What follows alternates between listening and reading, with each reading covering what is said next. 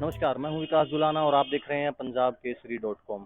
दिल्ली में आपको फिर से एक नई शराब नीति देखने को मिल सकती है। दिल्ली सरकार ने नई आबकारी नीति के लिए समिति गठित की है जो 30 जून 2025 तक मसौदा तैयार करेगी।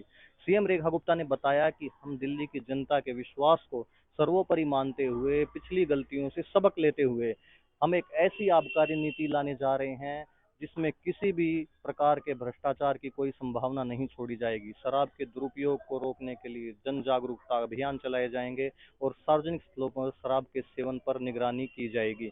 उन्होंने यह भी कहा कि राज्यों की आबकारी नीतियों के अध्ययन का उद्देश्य यह है कि दिल्ली में लागू होने वाली नई नीति में उन सभी सफल मॉडलों को शामिल किया जाए जिन्होंने अन्य राज्यों में राजस्व वृद्धि की, अवैध शराब पर नियंत्रण किया और उपभोक्ता सुरक्षा और सार्वजनिक संतुलन जैसे क्षेत्रों में प्रभावशाली परिणाम दिए हैं।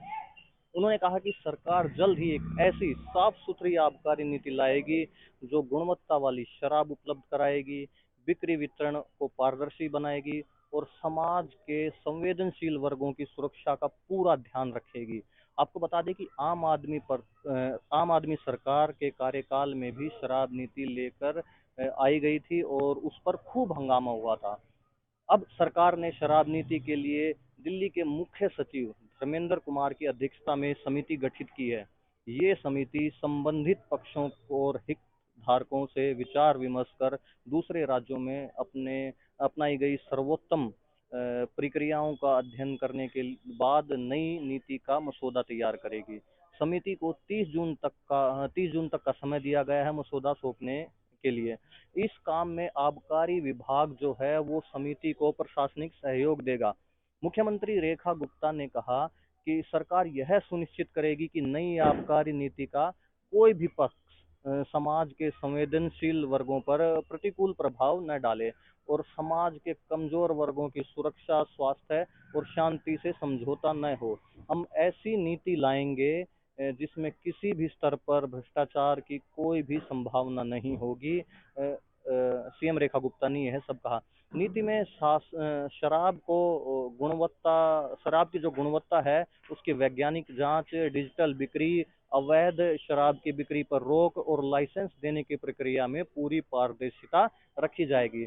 रेखा गुप्ता ने कहा कि पिछली नीति के माध्यम से कुछ चुनिंदा निजी कंपनियों को अनुचित लाभ पहुंचाया गया था, जबकि राजस्व को नुकसान हुआ था। पिछली सरकार की नीति कानूनी प्रक्रिया का पालन नहीं करती थी, न ही उसमें जनता के हितों की कोई प्राथमिकता दिखाई गई थी। नीति को लेकर उठे गंभीर सवालों और जांच एजेंसियों द्वारा की गई कार्रवाई के चलते आखिरकार उसे वापस लेना पड़ा था। पूर्व मुख्यमंत्री और सरकार के मंत्रियों को भी जेल जाना पड़ा था। आपको बता दें कि दिल्ली की पिछली आप सरकार ने 2021 में नई शराब नीति लागू की थी। इसमें कथित भ्रष्टाचार और अनियमितताओं के आरोप लगे थे, जिसकी वजह से केंद्रीय जांच ब्यूरो और ईडी के ने मुकदमे दर्ज किए थे। इस मामले में तत्कालीन मुख्यमंत्री अरविंद केजरीवाल और उप मुख्यमंत्री मनीष सिसोदिया समेत आपके कई नेता जेल गए थे। हालांकि वे अब जमानत पर बाहर हैं और चुनाव में जो पिछले विधानसभा चुनाव हुए थे दिल्ली में, इनमें ये शराब नीति जो है ये बड़ा ही अहम मुद्दा साबित हुआ था। अब देखना ये होगा कि मौजूदा सरकार जो नीति लेकर आई है, क्या उस पर भी कोई सवाल उठेंगे या अब की बार एक बेहतरीन जो शराब नीति है वो दिल्ली को और दिल्ली के लोगों को सौंपी जाएगी। ऐसी खबरों के लिए आप हमारे साथ बने रहिए। मैं विकास जुलाना, आप देख रहे हैं पंजाब केसरी .com दिल्ली।